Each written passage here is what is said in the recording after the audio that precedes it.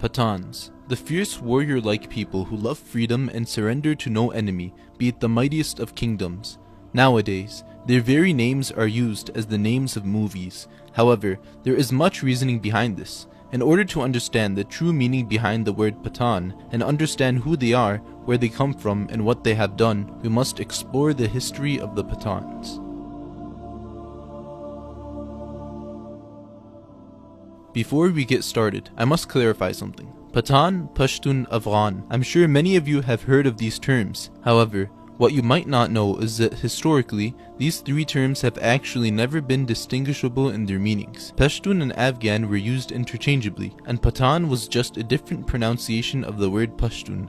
Why is it that today they have slightly different meanings? I will get into that later, but for now, I will call them Afghans. Afghans are the indigenous people of the land referred to as the crossroad of Asia. Thousands of years ago, this region was called Aryana. After the rise of Islam, the region was then called Khorasan, and after the birth of the independent Afghan nation, the area was then called Afghanistan. Although throughout history, several different groups and dynasties ruled over the land of the Afghans, it must be noted that the Afghans, throughout history, were for the most part undisturbed by governmental rule and enjoyed autonomy. This was partly due to the rough, mountainous terrain of their homeland, but also largely due to their brave and resistant instincts. Though, the Afghans were submissive to their tribal chiefs and strongly held on to their code of beliefs and conduct, known as Pashtun Wali. This way of life consisted of hospitality, even if it was to their enemy, courage, even if it meant the risk of death, freedom at all costs, justice, revenge, honoring their women, patriotism, respect, arbitration,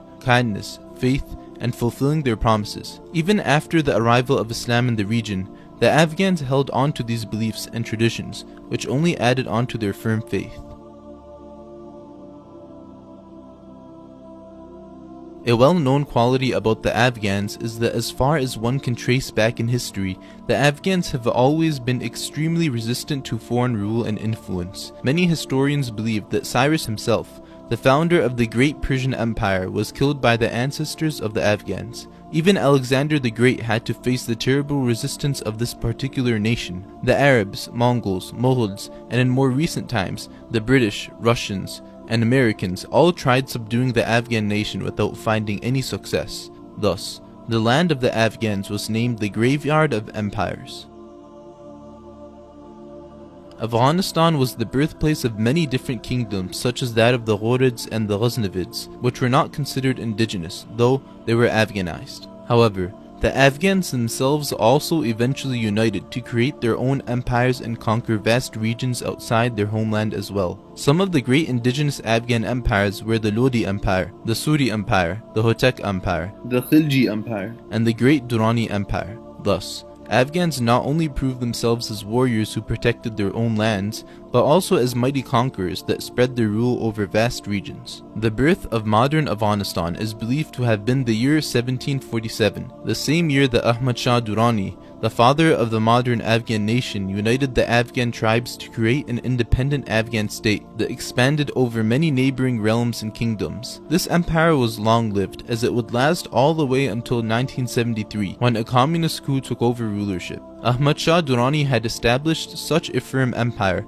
that Afghanistan would forever remain a free and independent state, even at a time when just about the entire Muslim world was colonized or imperialized by the Western world. Afghans ended up fighting 3 wars against the British during their invasions. This series of wars became known as the Anglo-Afghan Wars. However, because Britain found no success against Afghan resistance, they found a way to forever weaken the Afghans in their famous strategy of division. The British would split Afghanistan in half through their puppet rulers. Thus, Afghanistan would lose the Khyber Pass, and their nation would be split in half. The British would divide Afghanistan in such a way that half a tribe would be on one side, while the other half would be on the other side. A farmer would live on one side with his farm on the other. Even families and relatives would be separated by this new border. The thousands of years old homeland of the Afghans was effectively divided. For decades, the Afghans resisted this border, and the Afghan government would forever disapprove of it as well. However, in 1947, with the creation of the state of Pakistan,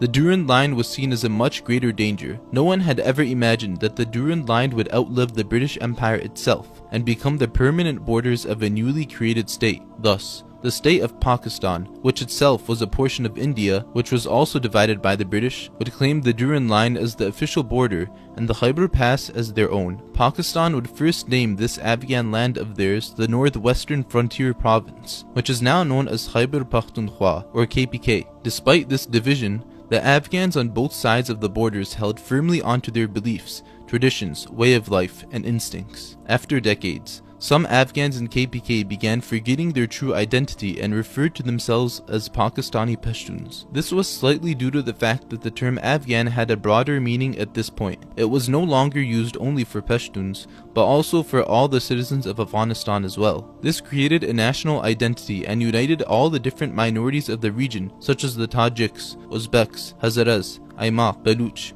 Nuristanis, and etc. Thus, some of the Pashtuns on Pakistan's side of the border forgot the original meaning of the word Afghan, though in places such as Waziristan, Pashtuns never forgot about the Durand Line that split them apart from their kin, and so they firmly held on to their Afghan identity.